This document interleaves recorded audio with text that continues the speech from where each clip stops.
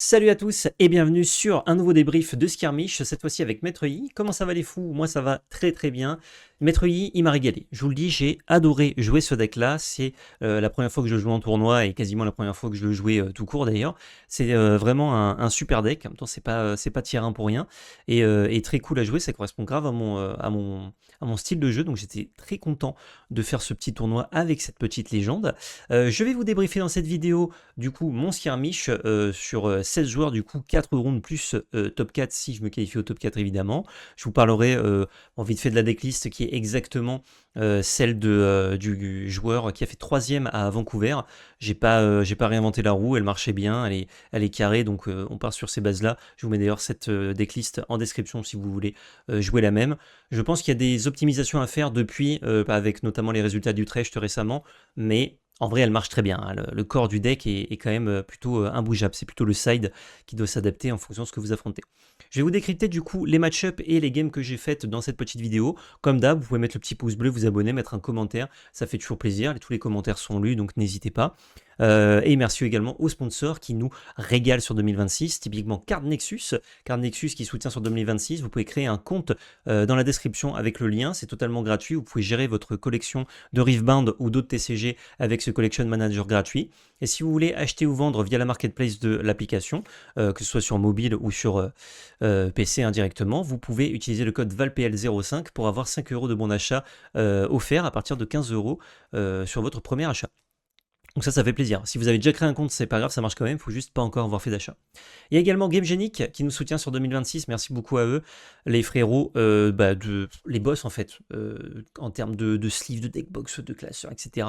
Moi je trouve que c'est les boss. Si vous voulez nous soutenir, vous pouvez soutenir la marque qui nous soutient en achetant leurs produits dans votre LGS, sur internet, peu importe, là où vous voulez, ça fait plaisir. Je vous laisse avec la vidéo, bon visionnage. Petit tournoi Skirmish, 16 joueurs, enfin petit. Skirmish 16 joueurs, c'est déjà pas mal. Effectué à Latenier, qu'on embrasse évidemment, local game store toulonnais. J'ai pris Maître Yi, je voulais changer de deck au 7-2, mais finalement on m'avait dit ah Victor c'est quand même pas mal et tout, puis tu l'as pas mal joué et tout, tu commences à connaître, donc j'avais gardé ça. Au 7-3 je me suis dit bon, j'en ai marre de Victor, même si le deck reste quand même cool, hein. J'ai envie de jouer autre chose, et Maître Yi ça a l'air d'être le plan midrange un peu sympa, un peu cool. Désolé, je vais vous mettre un truc pour la pub parce que c'est très chiant, voilà. Un petit bandeau Lorcana. C'est trop cool, c'est midrange, j'ai un peu des cons, des tricks de combat, des bonnes bêtes. Ça a l'air de ressembler vraiment au genre de deck que j'aime jouer, donc let's go. Et il se trouve que d'ici à ce que je récupère le deck, notamment les Rengar, qui ont grave amélioré le deck. Rengar qui sont juste ici. Ah, vous voyez pas ma souris, c'est bon, vous les voyez. Et bien tout simplement, c'est devenu le meilleur deck du format, entre guillemets, en termes de positionnement, de ce que fait le deck contre les différents decks, et justement ça craint pas trop les decks exotiques, Maître Yi, parce que comme ça, des bonnes bêtes, des bonnes interactions, des contres, un peu de protection, un peu de discard, c'est un bon side, il n'y a pas grand chose qui le prend, on va dire, par surprise, le deck Maître Yi, et ça c'est cool. Donc on joue la légende du 7-1 évidemment, du Proving Ground, qui permet d'avoir plus 2 en défense sur les battlefields, plus 2 de might. Salut Ita. Et on joue le Maître Yi à 4 parce qu'il coûte 4. Des fois, on arrive à monter à 6 d'XP sur un malentendu vraiment malentendant. Mais bon, c'est surtout parce qu'il coûte 4 et que les autres sont trop coûteux. Enfin, il y en a un qui marche avec l'XP et l'autre qui est trop coûteux, même s'il c'est une meilleure carte, en même temps, il coûte plus cher. Donc ouais, je suis parti avec ce Maître Yi. J'avais fait un BO3 avec le deck seulement pour m'entraîner contre un collègue. Salut à Maurice, tu regardes cette vidéo. Et du coup, j'avais pas beaucoup de game dans les pattes, hein. J'avais juste vu que Rengar c'était fort. Et je connaissais à peu près les autres cartes et je me suis dit, on verra. On verra. Première game, j'affronte Maître Yi, mais XP. Quelqu'un qui s'est ramené avec Maître Yi XP. Une grosse partie du deck qui est en commun, mais pas exactement le même but, hein, notamment le Champion Unit. Alors là, j'ai l'impression que c'était celui-là. Moi, mon adversaire jouait le gros, et quand il arrive à 11 XP, c'est très très dur, ou 12 XP, je sais plus, c'est très dur de déloger. Vraiment, vraiment très dur. Donc on espère qu'il ne monte pas à suffisamment d'XP pour le jouer trop tôt. À la une, j'ai un point d'avance. On hold tous les deux un battlefield. On se fight pour annuler l'équilibre, mais statu quo. Donc grosso modo, j'ai juste à hold à chaque fois un battlefield et je vais l'emporter. Il déploie son gros Maître Yi parce qu'il a gagné beaucoup d'XP. Gros Metroid qui est juste ici. Donc moi, forcément, je me dis, ok, ce Battlefield où il y a ce Metroid, c'est mort, et il faut que je joue tout sur l'autre. On arrive au tournant de la game, j'ai juste à hold et j'ai win. Il a plus qu'un drop 2 qui a 1 de might sur le champ de bataille. J'ai vu sa main, il a plus grand chose. Donc à moins qu'il top deck quelque chose, normalement c'est bon. Et encore, moi j'ai des réponses. Donc il faut qu'il top deck quelque chose qui passe au travers de mon DeFi, etc. Et qu'est-ce que je fais? Je back. Je back parce que réflexe de joueur de Victor de back et de devoir reprendre les Battlefield après avec diverses combos. Je sais pas, je suis rouillé, je suis pas réveillé, je suis une merde, voilà, vous insérez l'excuse que vous voulez, le prétexte que vous voulez. Du coup, je lui laisse prendre le Battlefield, ce qui fait qu'il me rattrape le point d'écart, et je peux évidemment reprendre le Battlefield. Sauf que comme le but c'était que je gagne en hold, bah, c'est lui du coup qui est devant et qui va gagner en hold, du coup il gagne. Et en plus il avait rien pioché d'impactant, donc vraiment j'avais gagné cette game 1 et j'ai décidé de la perdre tout seul comme un grand. Ça met une petite claque, je me dis ok PL, maintenant tu arrêtes d'être con, tu te concentres. Deuxième game, bagarre midrange, mais j'arrive à le laisser à 10 XP, donc pas accès à certains effets, ce qui me permet de gagner à pas grand chose, parce qu'il avait quand même un peu de board, mais j'avais des tricks en main que je connais, je verrouille la game. Troisième, du coup, il y a un partout, un peu pareil que la 2, sauf que cette fois-ci, il reste à 4 ou 5 d'XP. Il trouve pas grand-chose qui lui donne de l'XP en ETB. Il trouve pas beaucoup de bêtes, il trouve beaucoup de tricks de combat, mais du coup, il est obligé de tous les utiliser sur une unité, ce qui fait que moi, ça me permet de répondre avec les tricks de combat que je possède également. J'ai une main pleine sans avoir besoin de jouer beaucoup de cartes. J'arrive à jouer pour 2, plus 2, je pioche une carte, donc ça se renouvelle, ma main bouge pas et je provoque des actions de son côté. Et dès qu'il tente un move, j'ai l'avantage avec ma main qui est blindée. Donc je gagne 2-1. Ça fait plaisir. Deuxième game, je vous montre des decklists à peu près. C'est pas les decklists que j'ai affrontés, bien évidemment. Draven qui est toujours là. Un Draven midrange qui a de sales bêtes, de sales interactions. Tout pour me tabasser le coquillard finalement. Il a le toss. Il gagne la une en me faisant une séquence unité tour 1, double unité tour 2, dont un Noxious Hopeful. Donc ça, quand tu mets des unités qui vont challenge naturellement mes early drops, c'est vraiment pas évident. Et surtout quand tu mets plein d'unités et que t'as le toss, on n'aime pas du tout. J'arrive pas à garder un Battlefield malheureusement, donc ma légende est useless, comme si j'avais pas de légende. Alors que lui, la sienne, lui fait piocher des cartes, il y a un différentiel de value qui est immense. Je cours après lui toute la game, mais malheureusement, je ne peux jamais le rattraper et je perds. Deuxième game, je commence, je prends l'avantage rapidement et je verrouille avec mes tricks. C'est très dur pour lui de développer du board et en plus de pouvoir répondre à ce que je fais, que ce soit avec ses tricks violets ou avec juste plus de board. Donc forcément, on est content. Notamment les trucs comme Overzealous Fan servent à rien quand j'ai les Battlefield. C'est dur pour lui. Ça servent à rien. C'est des 2-2 mailles pour 2, mais vous m'avez compris, il doit les placer et quand il peut pas les placer, du coup, c'est pas ouf. Donc là, je suis content. Troisième game. J'ai la sensation que ça se joue au toss, puisqu'il a commencé, il me fait une bonne sortie, il gagne. J'ai commencé, je fais une sortie relativement bonne. Enfin, j'ai une bonne main, je fais une sortie normale, mais j'ai une bonne main surtout pour tanker.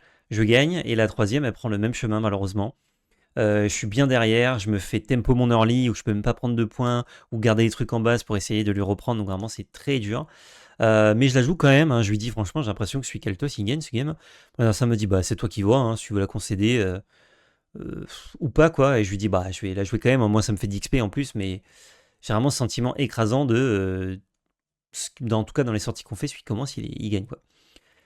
Finalement je prends un tour pour construire un board en base, et je me dis ok, il va monter où? Il va monter à 5, tant pis, il faut que je passe par là et il faut que je value du coup les tricks que je commence à accumuler dans ma main, et j'enchaîne que des draws de tricks de combat. Donc ça me permet de reprendre un Battlefield avec 3 unités à lui. Il avait 3 unités dessus, mais j'en veux une unité. Il est obligé de sacrifier son Zilus, parce que s'il ne sacrifie pas, je peux faire des tricks et du coup lui arracher tout son board. Donc il sacrifie son Zilus. Moi je garde ma bête qui est en base, qui du coup n'attaque pas, mais je la gagne. Il pioche une petite carte, c'est pas grave. J'envoie tout, là j'envoie les tricks puisque il est full tap, et je lui ratiboise ce Battlefield.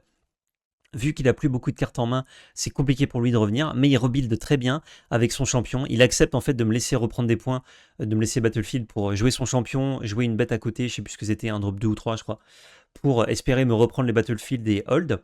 C'est ce qu'il fait. Il me reprend les battlefields et il hold parce que moi, je le laisse faire. Malheureusement, j'ai épuisé mes tricks. Je peux que reconstruire un board, mais mon board en base, c'est 3 Scuttle et un drop 2. Il me reste donc, c'est un Pit Rookie d'ailleurs qui me reste et des Scuttle. Donc je me dis, bon, là, va falloir danser.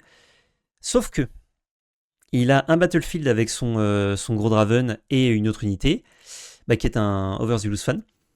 Et l'autre Battlefield avec un drop 2 aussi, je crois. C'est pas une grosse bête, je sais plus ce que c'est. Ou c'est peut-être un Noxus Full. Bref, on s'en fiche. Et moi, j'ai 2 charmes en main. Donc, charmes qui sont ceux-ci. Move an enemy unit. Du coup, j'envoie mon Pit Rookie. Enfin, je fais charme, pardon, sur son Draven. Je lui vire. Je fais charme sur l'autre unité sur l'autre Battlefield. Je lui vire. J'envoie Pit Rookie contre le Zilus. On s'annule, on fait la bagarre. Donc il est full tap. Il y a les 2 Battlefields qui sont vides. J'envoie un Scuttlecrab sur l'un, un Scuttlecrab sur l'autre.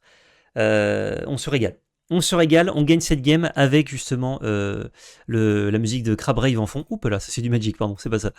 La musique de Crab Rave en fond. Et c'est 3 Scuttle qui m'ont permis de creuser dans mes interactions, mes charmes, et qui gagnent. C'est clairement grâce à eux. C'est clairement grâce à eux que je gagne cette 3e game et ça fait plaisir. 3e game, j'affronte Irelia. Donc je suis à 2-0, ça régale.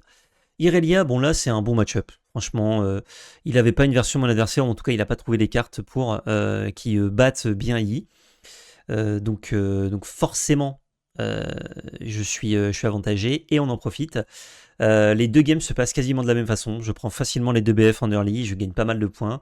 Lui doit se set-up avec des gears, etc. Puis ensuite, une fois qu'il voit que je suis déjà à 4, il doit vite setup ces RLA pour pas perdre trop vite. Il rentre dans mes tricks et puis après ça, j'ai 3 anti-gears de plus et 2 sabotages de plus. Donc je vois sa main, je sais ce qu'il veut faire, je lui enlève des gears ou des interactions trop reloues. C'est trop dur de setup. Je connais pas parfaitement Irelia, mais j'ai pas l'impression qu'il ait fait spécialement de misplay mon adversaire. Simplement, la game 2, je regarde sa main, il a 2 stacked deck et en fait, il doit rapidement les jouer pour value son énergie, pour pas perdre de l'énergie à ne rien faire, ce qu'il a fait pendant 1 ou 2 tours. Et aussi parce que moi, tant qu'il les joue pas, je connais 2 cartes de sa main qui sont de stacked deck. Une fois qu'il les a jouées, il y a 2 cartes de sa main que je connais plus. Mais il a toujours autant de cartes en main. Donc ça fait que j'ai beaucoup moins d'informations. Et au lieu qu'il fasse stacked deck en réponse pour aller creuser dans des trucs, et peut-être qu'il trouve des unités qu'il aurait pu jouer justement pour me tenir la dragée haute, ou essayer de faire de la value, malheureusement il creuse en réponse à des moves, du coup ça veut dire que ça lui coûte de l'énergie. Et dans Irelia, quand on commence à se bagarrer sur des tricks et tout, ça coûte beaucoup de runes.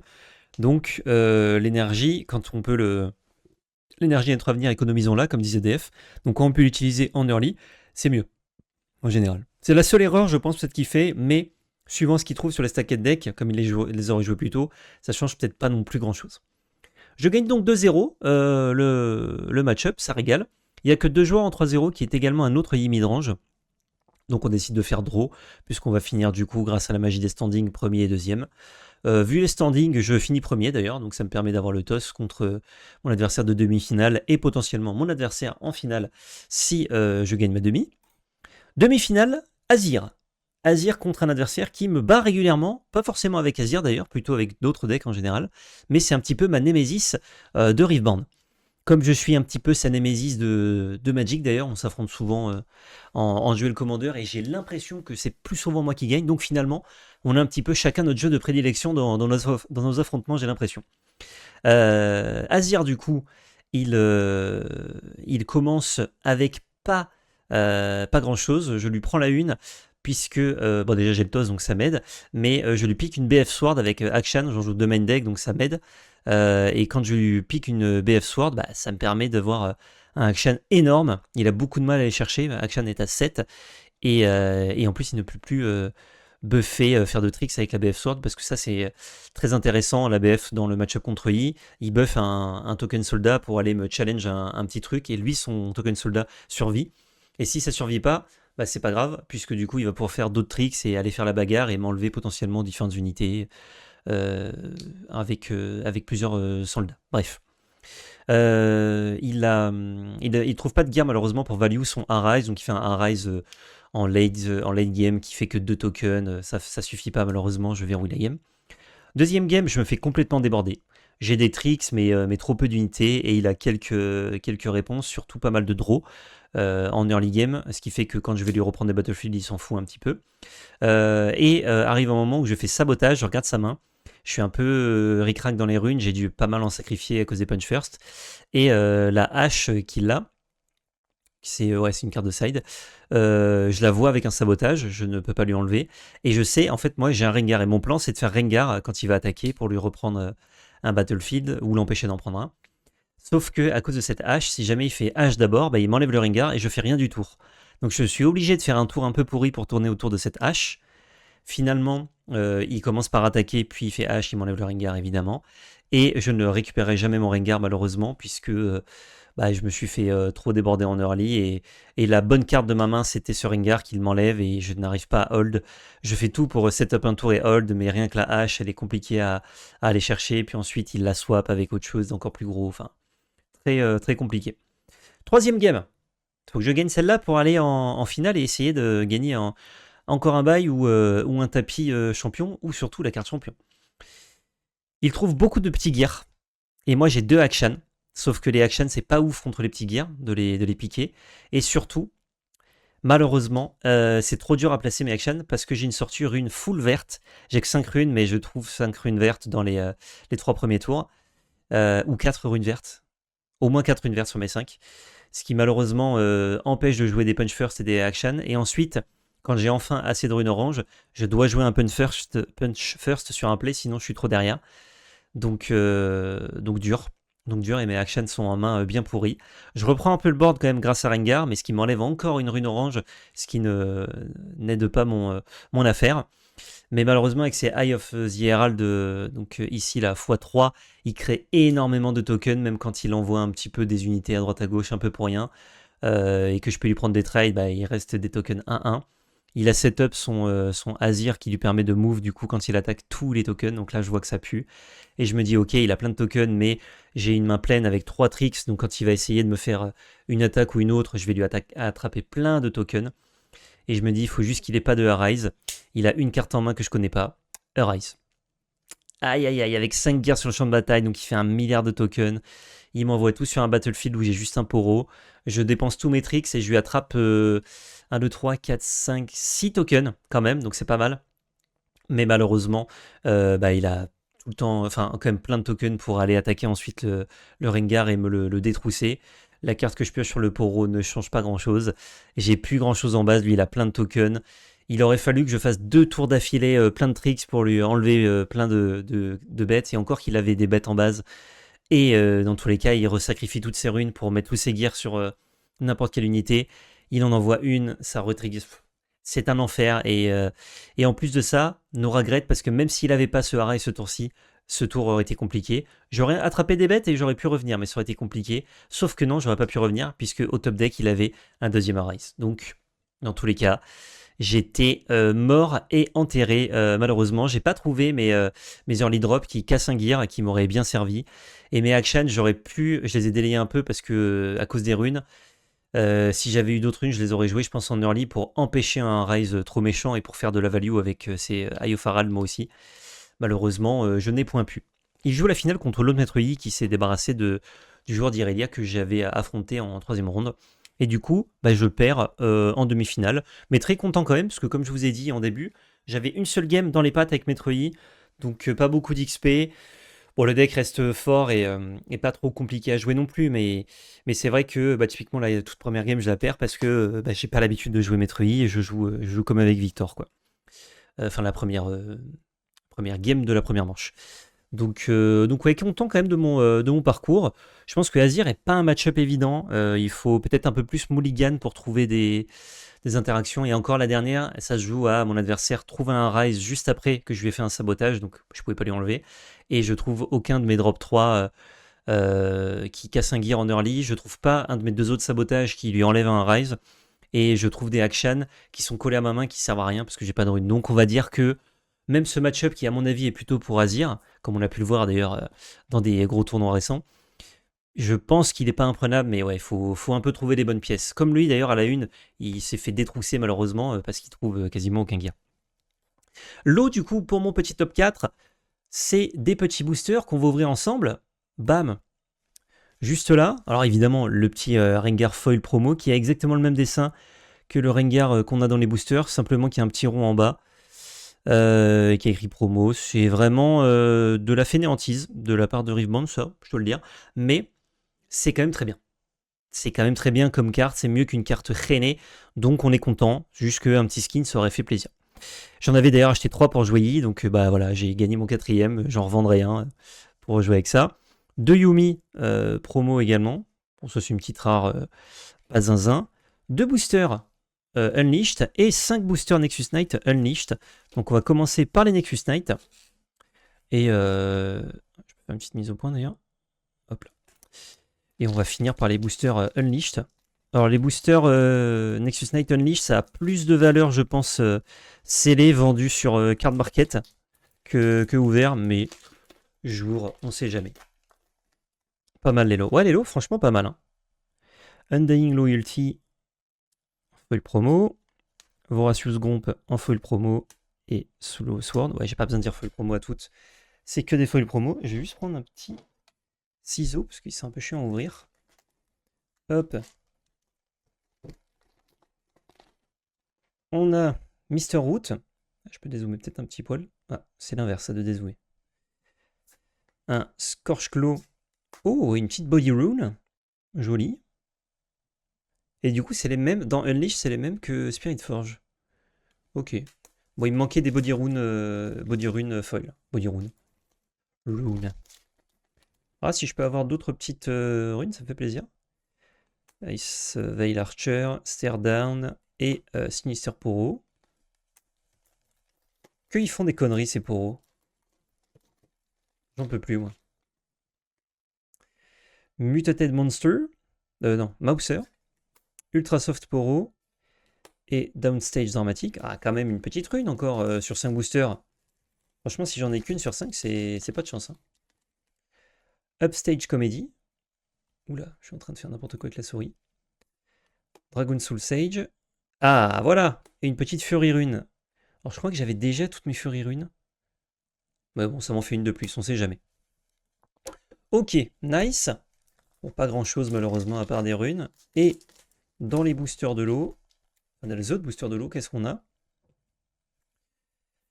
Bon, passe les communautés que tu connais. J'espère pas de légende. Petite Unco Foil. Voilà, un Pride Stalker et une Sprite Queen. Boum, ça c'est un booster qu'on peut quasiment jeter à la poubelle. Et petit dernier booster, Aline Dings. Je peux pas toujours avoir de la chance dans les ouvertures, vous allez me dire. Frisky Hunter, Crime Apothecary, et je crois que j'ai une légende derrière. Ah non, Headless Résurrection. J'ai zappé un... Ah non, il me semblait avoir vu un skin. Et ben ça qu'on a déjà, donc rien du tout dans ces boosters de l'eau, malheureusement. Mais c'est pas grave. C'est pas grave parce qu'on s'est régalé, le Rengar rembourse déjà largement la PAF. Hein. C'est une vingtaine d'euros, 20-25 euros en promo, et la PAF était de 10 euros. Donc ça régale. Ce qui conclut ce petit stream pour vous Twitch et ce débrief pour vous YouTube. Merci beaucoup de m'avoir écouté, regardé avec attention ou en fond. Vous faites comme vous voulez, moi ça me régale tant que vous cliquez sur les petites vidéos et que ça vous fait plaisir. J'essaierai de refaire un skirmish ou des petits tournois sur le 7-3, mais j'avoue que le mois de le fin juin-juillet est quand même vachement pris. Et ensuite, il y a Vendetta fin juillet qui arrive. Donc, mange bien ce midi, merci Ludo. Donc, je ne sais pas trop si j'aurai le temps de beaucoup faire de tournois. En tous les cas, moi, c'est le 7-4 qui m'importe puisque je compte faire Barcelone et c'est ma prochaine grosse échéance compétitive sur Riveband. Bref, je vous fais des bisous à tous, YouTube, Twitch, tout le monde, même les gens qui ne sont ni sur YouTube ni sur Twitch. Vous ne me regardez pas, mais je vous fais des bisous. Et surtout, n'oubliez pas, c'est de la belle magie. Ciao tout le monde.